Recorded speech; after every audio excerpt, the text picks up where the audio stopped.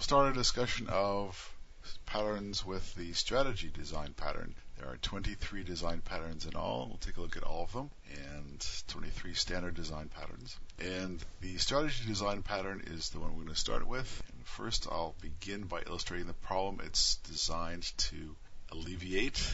Say that, for example, you've been charged with the task of creating a set of vehicles in code, and you want to, for example, start with an abstract class. This is Java code, an abstract class called vehicle, which will serve as the base class of your vehicles.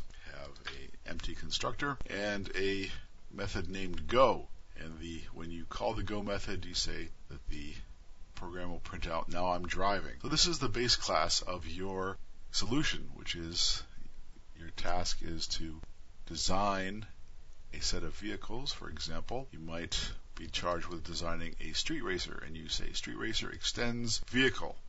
You have your own constructor in that case, street racer, and extends vehicle means it inherits the go method as you see there. So when the go method is called of the street racer, you should see now I'm driving. So you can in fact test that out in a main method in Java, and you create a new street racer object this way. And then the street racer object contains the go method, which is inherited from the vehicle class. So you can say streetracer.go. When you do, you see the output, now I'm driving. So far so good.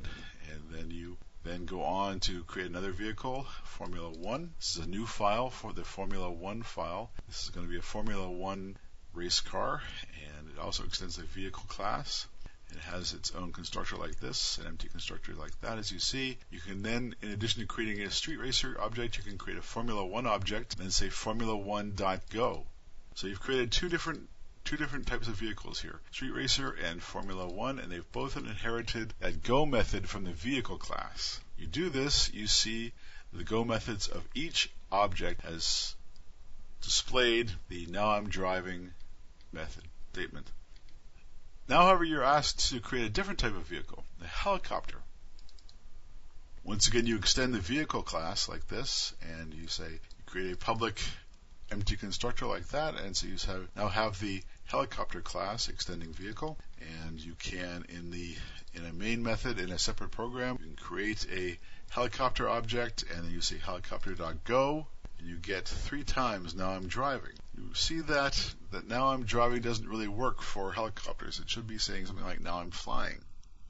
So already the way the solution of this problem is beginning to break down, and somebody now asks you to create a jet vehicle. You say public class extends vehicle.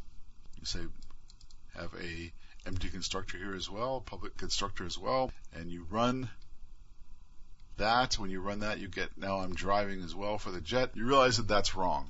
It's just, you should say now I'm flying, or now I'm flying fast, or so forth. So the problem is you have classes whose functionality doesn't really agree with the base class functionality anymore. The first solution could be that you override the go method in each of the new classes. For example, the helicopter class extends vehicle class and overrides the go method to say now I'm flying. So when you run the test case now, you'll see the helicopter object prints out now I'm flying instead of now I'm driving, because you have overridden the go method.